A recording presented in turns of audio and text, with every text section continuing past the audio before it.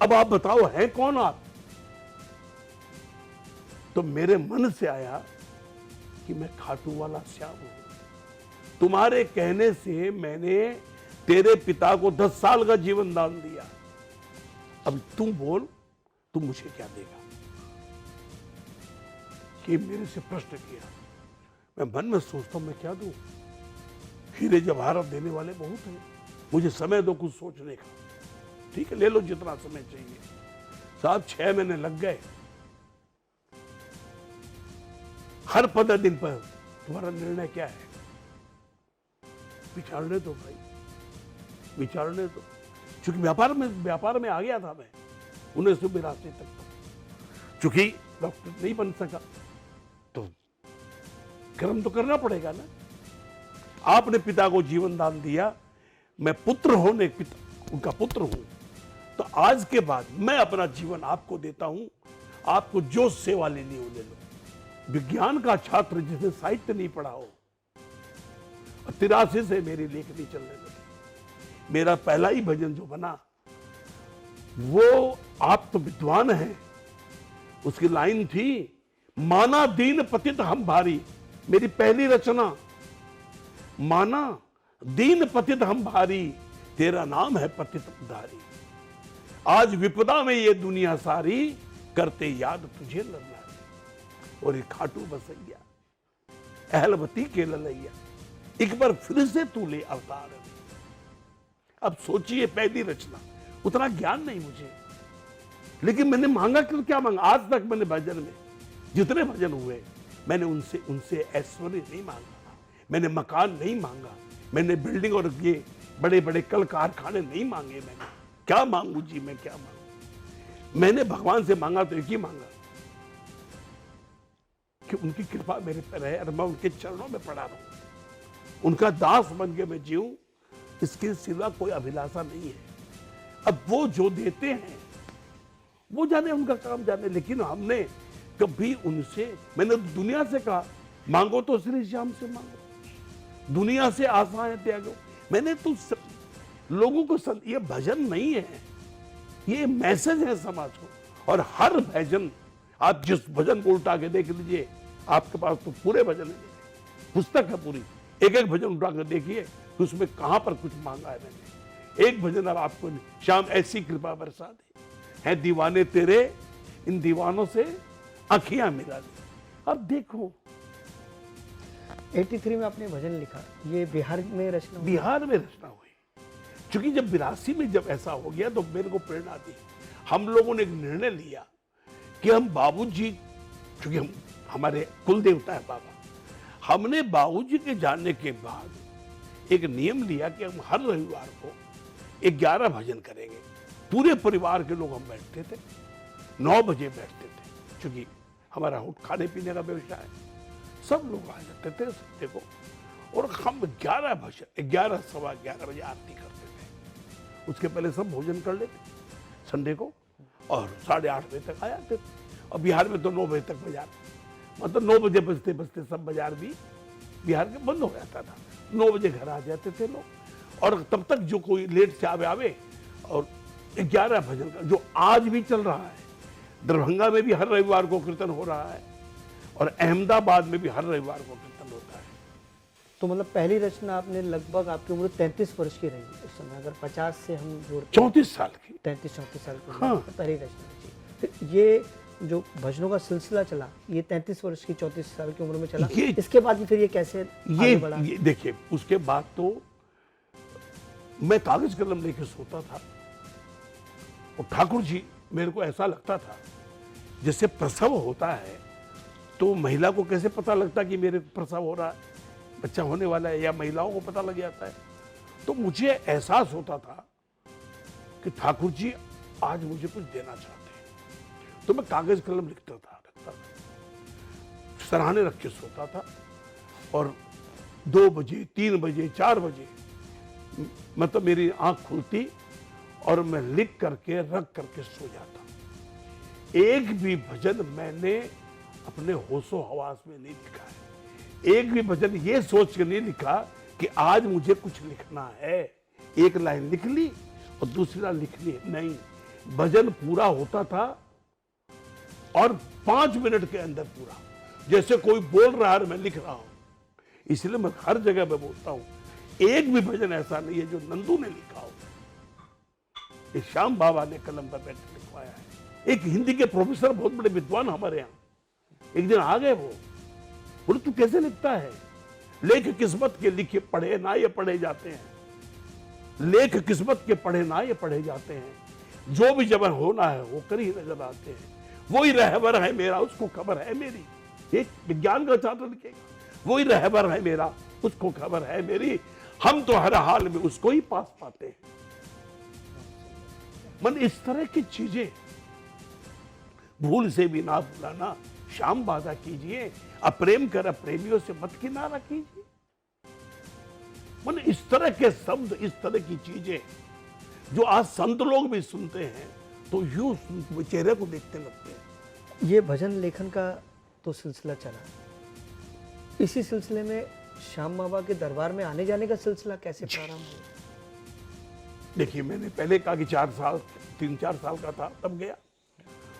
दूसरी बार मैं गया 1966 में। मैं खाटू भी गया, सालासर भी गया, गलता जी में स्नान भी किया, उसमें जलता गलता जी में गोविंद देव जी के दर्शन किए, और रणथंभौर भी गया। बाबूजी ने कहा ये सब जाओ तुम, और ये सब तीर्थ जाओ, घूमो, राजस्थान घूमो। सवा माधोपुर गया।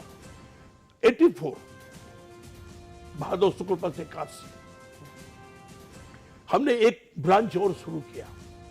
तो हमने ये सोचा था, इस ब्रांच को अप्रैल में शुरू किया कि हम इसको बाबा के यहां जाने के बाद शुरू करेंगे, लेकिन उस काम में कुछ विलंब हो गया और हम बिना खाटू गए कि चलो इसको शुरू कर देते, क्योंकि मुहूर्त आगे नहीं है, फिर सावन आ जाएगा, फिर भादो आ जाएगा, हम इसको शुरू कर देते हैं। हमने इसको शुरू कर दिया था।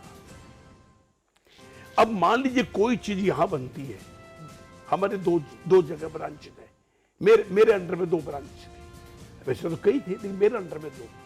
एक थी, एक बेता चौक में थी, दूसरी हमने दरभंगा में शुरू करी।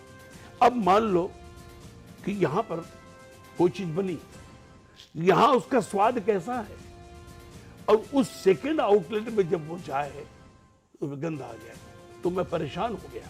देखिए, श्याम बाबा ने ऐसे थप्पड़ मारी, ऐसे करते करते 1 महीना हो गया। अंत में ये हो गया कि भैया लोग आना बंद कर दिए। मुझे लगा कि इस दुकान को तो बंद करना पड़ेगा। तो एक दिन मैं जब चर्चा घर में करता, तो मेरी पत्नी मुझसे कहती है कि एक बात आपसे मैं बोलूं, आपने ऐसा बोला था कि इस दुकान को शुरू करने पहले मैं खाटू जाऊंगा और खाटू जा करके बाबा से आशीर्वाद लेके आऊंगा, तब इसकी ओपनिंग करूंगा। और वो आप कर नहीं पाए समय अभाव के चलते। एक बार आप खाटू हुआ, अब मरता क्या नहीं करता, सच्ची बात है। तो यही मैंने सोचा, अगर मेरे खाटू जाने से ये बीमारी दूर होती है। मैंने कहा 1-2 आदमी को, कीर्तन मालों से, कि भाई तुम लोग खाटू मेरे को जाना। तो बोले प्रहलाद परशुरामपुरी से मिलो, वो तो भादो में जाने वाले हैं। मैं दुकान पे गया, भैया मेरे को खाटू जाना, चलो ठीक है। बोले तुम टिकट क्यों कुछ चिंता कर दो, मैं बनवा देता हूँ, तुम तो जो खर्चा लगेगा सबका लगेगा, तुम्हारा लग जाएगा। भैया खर्चे की कोई बात नहीं है, खर्चा भी दे दिए तो बाबा के दरबार में जाएंगे नहीं। उनके साथ हम गए। अब भादो शुक्ल पक्ष एकादशी मंदिर में कीर्तन हो रहा था, शाम की आरती के बाद से वो वहां पर मजमा लगता था, तो 20-40 आदमी 50 आदमी हो जाते थे। तो मैं भी गया, तो मैं भी बगल में बैठा, सत्यनारायण जी कहते, अब वो लोग आए तो मैं उनके साथ साथ गाऊं। तो सारे लोग मेरे को देखे, यार ये तो बड़ा साथ दे रहा, कोरस कर रहा था मैं उनका। उसमें सत्यनारायण जी गड्डिका ने कहा, भाया कटे से तू? मैंने कहा मैं तो हूं तो नवलगढ़ का ही, किसी का नाम दे दो है मेरे, लेकिन मैं बिहार से आया हूं, अब मैं बिहार रहूं। भाया तो एक काम कर, तू सुना एक भजन, तुम मेरे तो। अच्छा, वो लोग बाबा के चमत्कार बता रहे थे कि बाबा का चमत्कार ऐसे हुआ, ऐसे हुआ, ऐसे हुआ। मैं खड़ा हुआ और मैंने कहा, वो लाइन सन्नाटा छा गया वहां पर, जो भी पता। मैंने कहा भाई आप सब लोग चमत्कार बता रहे थे, मैं आज चमत्कार दिखाने जा रहा हूं आपको। आई एम नॉट सिंगर, मैंने ऐसे कहा। फिर अंग्रेजी तो मेरी आदत, अंग्रेजी तो बीच में बोलने की आदत है, बचपन की बात है। तो मैंने कहा भाई मैं तो कोई भजन गाने वाला नहीं हूं, आपने कहा तो खड़ा हो गया, लेकिन मैं आज आपको चमत्कार दिखाऊंगा। देखो मैं खड़ा हो गया और साहब मेरे मन में आया कि मैं तो, लेकिन मैं गाऊंगा, मेरी एक रचना है जो वही मैं गाऊंगा। साहब इसी भजन को मैंने बाबा के दरबार में गाया। रोकेंद्र जी ये बात मैंने आज तक किसी से शेयर नहीं की, अब आपसे कर रहा हूं। भादो शुक्ल पक्ष एकादशी जब ये भजन गाने शुरू किया तो एक मोर पंख मंदिर बाबा की यहां से निकली एक, और वो मोर पंख धीरे धीरे धीरे धीरे मैं देख रहा हूं कि एक मोर पंख आ रही है और आके मेरे हृदय में समा गई। बस फिर लेखनी चलने लगी। ये प्रेरणा का पल था आपका कि आप, ये कृपा का पल था, ये कृपा का पल था। बाबा ने कहा मैं आज ही का इंतजार कर रहा था, तेरा इतनी देर लगा दी। तो उस मोर पंख को ठाकुर जी ने भेजा अपनी शक्ति दे करके, और मेरे हृदय में वो समा गए। उसके बाद मेरा लगाव कई गुना बढ़ता चला गया, धीरे धीरे धीरे धीरे वैराग्य उत्पन्न होने लग गया। लेकिन यहाँ मैं एक बात आपसे बहुत श्रोताओं के लिए जानना चाहूँगा कि व्यावसायीकरण तो बहुत पहले भी था, बीच में भी था और आज भी है, लेकिन आपने ये संकल्प, क्योंकि पैसे की तो आवश्यकता आपको भी थी, बच्चों के लिए, परिवार के लिए, फिर आपने ये संकल्प क्या सोच के लिया कि मैं धन उपार्जन नहीं करूँगा इस चीज़ से? इसका क्या?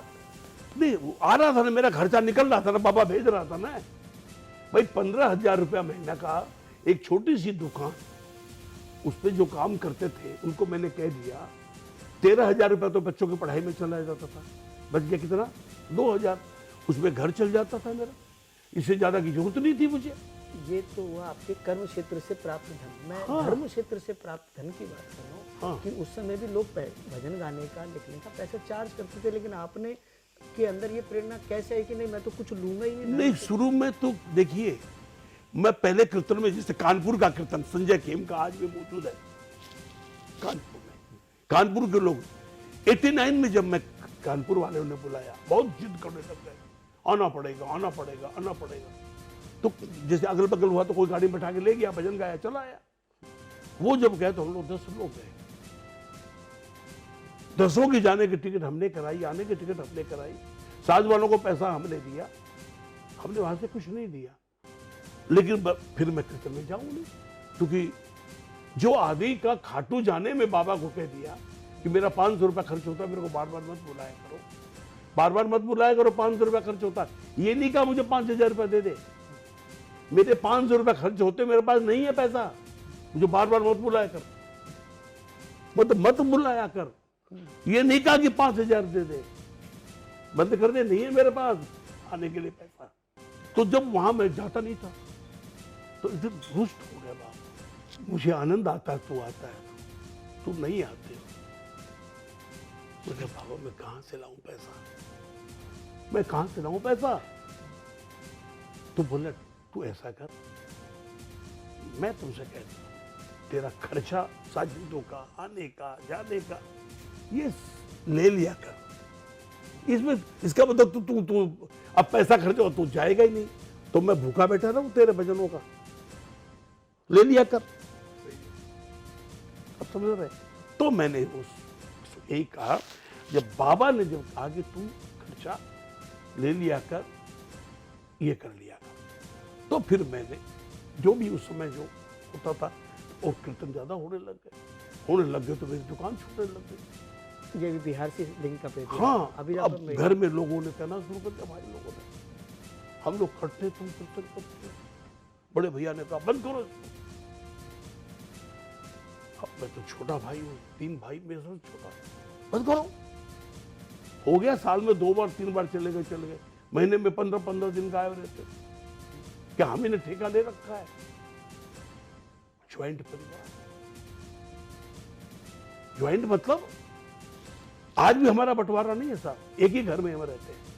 कीर्तन जाने लग गए तो बड़े भैया को एक दिन रात में पता नहीं क्या हुआ, सवेरे सवेरे वो आए, आके उन्होंने कहा,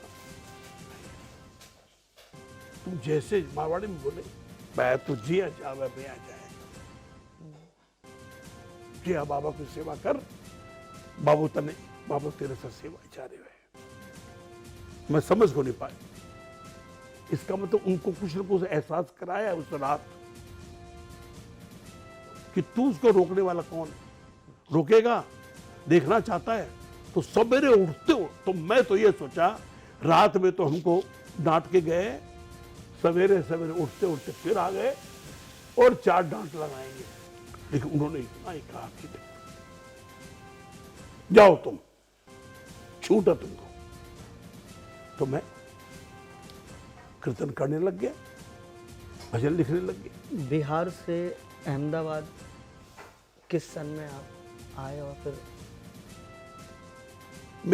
जब मैं 1990 में पहली बार अहमदाबाद गया, 20 जनवरी 1990, बड़ा भव्य कीर्तन था और उस कीर्तन में बाबा को मुझे अहमदाबाद ले जाना था। तो वहां के जो लोग थे सब पर कोई जादू का असर होता वैसा असर हुआ। उन्होंने यही कहा कि अभी तक मतलब कुछ नहीं, अब तो नंदू फोबिया हो गया हम लोग। अब वो सब करने लगे कि अब यहीं बस जाओ, यहीं बस जाओ, यहीं बस जाओ, लगातार हर साल मेरे को बुलाने लगे। 90 में गया, 91 में गया,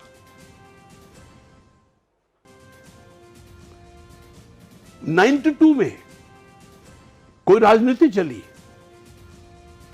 और उन्होंने मुझे नहीं बुलाया। और जब वो खाटू आए कार्ड देने, उसमें मेरा नाम नहीं था। उन्होंने ये कहा कि भैया इस बार हम उनको बुला रहे हैं, पूरा समय देंगे, आप 2 व्यक्ति साथ होते हो तो प्रॉपर समय किसी को नहीं मिल पाता है। फिर हम लोग ये होता कि हम पहले किसको दें, ए को दें कि बी को दें। तो ये हुआ कि एक साल एक को बुलाएंगे और एक साल एक को बुलाएंगे। इस बार हम किसी और को बुलाते हैं और 93 में आपको बुलाएंगे। मैंने कहा ठीक। तो बोला लेकिन आपको आना पड़ेगा कीर्तन में, भजन हमारे साथ सुनने के लिए। गायक में वो है लेकिन आपके आशीर्वाद बिना नहीं करेंगे। ये श्याम बाबा को मालूम था कि इस बार मेरे को 92 में नहीं बुलाया जा रहा है।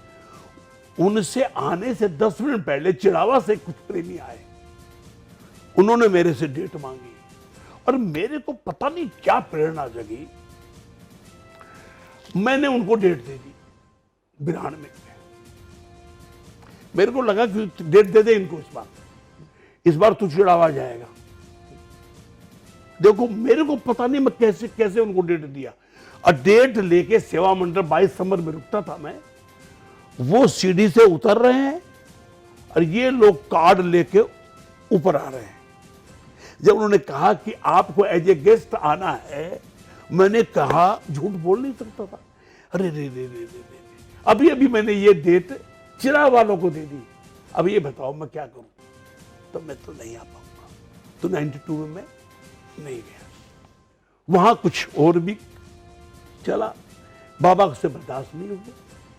बाबा ने कहा अच्छा तू क्या अहमदाबाद इनको रोकेगा, उसको मैं अहमदाबाद ही शिफ्ट करता हूं। अब बाबा ने जब अक्टूबर में नवरात्रा में गया तो ये लोग बड़ौदा आए, मेरे दोस्त की फैक्ट्री का उद्घाटन था। फैक्ट्री में 25 लोग आए और भैया अहमदाबाद आ जाओ, अहमदाबाद बस जाओ। तो एक बात उन्होंने कही, भैया अहमदाबाद से क्या होगा? अहमदाबाद में ये होगा कि यहां से हर जगह की फ्लाइट है, आप शाम की फ्लाइट से जाओ, कीर्तन करो, सुबह की फ्लाइट वापस आ जाओ, मुंबई चले, आपकी सेवा बढ़ जाएगी। ओह अच्छा, यहां आने से मेरी सेवा बढ़ जाएगी बाबा की? अच्छा ठीक है ठीक है चलो। प्लान किए, हमने दुकान खोजी कि अच्छा मैंने कहा कि मेरे को एसजी रोड पे चाहिए, लोग हंसने लगे। अब मेरा 6 लाख का बजट है। अब देखिए बाबा ने अभी वो कह दिया कि तुमको अहमदाबाद आना और ग्वालियर नाम से व्यापार करना है। आदेश हो गया बाबा का। ऐसे वो दुकान हुई, ग्वालियर शुरू हुई साहब। नंदकिशोर शर्मा नंदू भैया जी का एक नया सफर अब शुरू हुआ अहमदाबाद गुजरात से, जो अब तक जारी है। इस क्रम में देश विदेश के श्याम प्रेमी भैया जी की ऊर्जा बनते जा रहे हैं, ताकत बनते जा रहे हैं। इसलिए आज भी और इस उम्र में भी भैया जी बाबा श्याम के प्रचार प्रसार में नियमित सेवाएं निस्वार्थ भाव से समर्पित कर रहे हैं।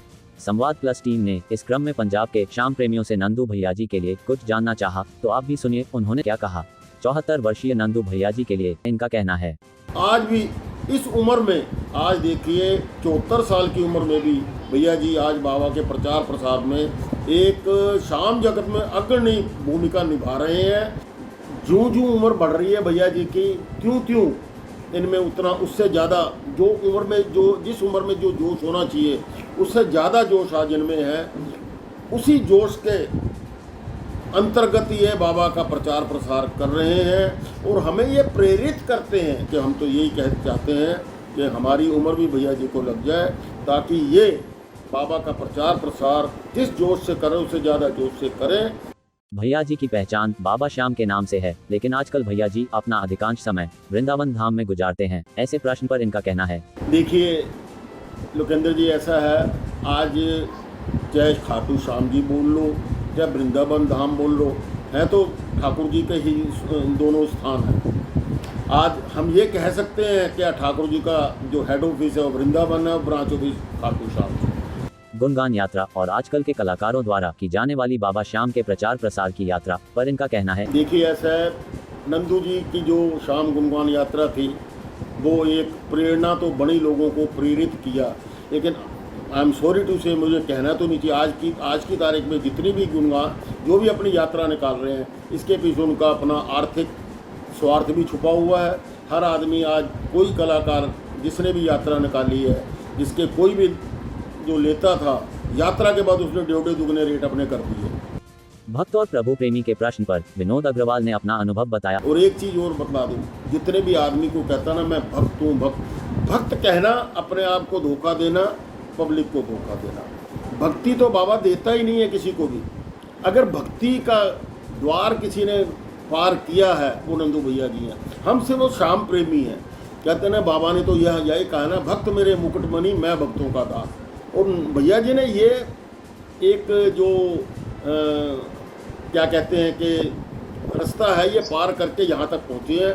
आज नंदू जी को हम भक्त कह सकते हैं। बाकी कोई भी अपने आप को भक्त बोलता है मैं बाबा का भक्त, वो अपने आप को धोखा देता है, लोगों को धोखा देता है। भैया जी की भजन लेखनी पर विनोद अग्रवाल का यह है कहना, देखिए भैया जी के जो भजन रहे हैं आज भी कुछ उनमें से 2 4 5 भजन तो ऐसे हैं जिसके बिना संकीर्तन जागरण अपूर्ण रहता है। जैसे कीर्तन की है रात बाबा जी थाने आनो, ये भजन जब तक नहीं किसी कीर्तन में गाया जाए तो कीर्तन ही अपूर्ण लगता है। इसी क्रम में श्याम जगत के अनुभवी भजन गायक पंजाब के बबली शर्मा से संवाद प्लस टीम ने नंदू भैया जी के सेवा, समर्पण और त्याग के बारे में जानना चाहा, तब उन्होंने बताया, मैं इस बात से लोकेंद्र जी बहुत सहमत हूँ, क्योंकि इस उम्र में भी आकर वो बाबा के प्रचार प्रसार के लिए दिन रात एक किया हुआ है। इससे ज़्यादा मैं क्या कहूँ कि इस उम्र में भी वो कीर्तनों के लिए लोगों की डिमांड पूरी है, पर वो सेहत के मुताबिक फिर भी इतना काम कर रहे हैं। भैया जी की लेखन शैली पर भजन गायक बबली शर्मा का मानना है, गुरुदेव की लेखनी जो है एक संगीतमय भागवत है। उसमें आप सुनोगे तो ऐसा लगेगा जैसे भागवत सुन रहे हैं। हर भजन का अर्थ है। बाबा के प्रेमियों की सेवा कर रहे हैं, बाबा की सेवा कर रहे हैं, इससे बड़ा संकल्प और क्या होगा। अब भी इस उम्र में भी कर रहे हैं भजन, अभी भी भजन कर रहे हैं। कितने लोगों को निहाल कर रहे हैं, कितने लोगों के काम बनते होंगे इन भजनों गानों से। खाटू धाम की जगह वृंदावन धाम के प्रश्न पर उन्होंने कहा, देखो जी, इसके बारे में मैं ज़्यादा नहीं कुछ कह सकता। बाबा श्याम के गुरु का स्थान है, जैसे भगवान श्री कृष्ण का, तो उन्होंने जो सोचा अच्छा ही सोचा होगा। भैया जी के स्वभाव को लेकर किए गए प्रश्न पर उन्होंने बताया, उनका जो सरल स्वभाव है अगर वो मैं अगर ज़्यादा लंबा ना लूँ उसको 7 स्टार के हकदार हैं, मगर वो मैं 20-20 दिन रहा हूँ उनके साथ, पंजाब में रहा हूँ, तो जैसा उनको रखा वैसे रह गए, जैसे उनको खिलाया गया वैसे कह लिया। इससे सरल नहीं कोई मिल सकता। गुणगान यात्रा को लेकर एक प्रश्न पर बबली शर्मा का कहना है, यात्रा करना भी कोई आसान काम नहीं है। जब तक उसकी कृपा ना हो, गुरुदेव की कृपा ना हो, तब तक यात्रा नहीं हो सकती। मुझे भी ये यात्रा एक तरह का, जैसे एक मन में विचार जो आए थे 8-10 साल पहले आए थे, और यात्रा पूरी हुई मेरी सावन महीने में, और गुरुदेव के आशीर्वाद से हुई। उन्होंने मुझको आशीर्वाद देकर भेजा। मेरी तो 33 दिन की थी, अब गुरुदेव की प्रेरणा से करी मैंने, और उनकी तो 1 साल की थी। अब उतार चढ़ाव तो आते हैं देखो, और वो करने भी पड़ते हैं। जब 25 लोगों को 20-25 लोग जो साथ में हों, तो सभी को एक साथ लेके चलना कोई आसान काम नहीं है। पंजाब भंडारे को लेकर भैया जी की भूमिका पर उन्होंने कहा, नंदू भैया जी गुरुदेव मेरे हैं, जो हमारे संघ के संरक्षक हैं, और उनके बिना पूछे हम कोई कदम नहीं उठाते। कोई भी कार्य करना हो पहले उनसे सलाह लेते हैं, बातचीत करते हैं, मीटिंग करते हैं, फिर उसके बाद चलता है। उनके देख रेख में ये सारा काम होता है। आज बस इतना ही। नंदू भैया जी की बायोग्राफी पर शीघ्र मिलते हैं एक नए एपिसोड के साथ। तब तक आप बने रहिए संवाद प्लस न्यूज चैनल के साथ।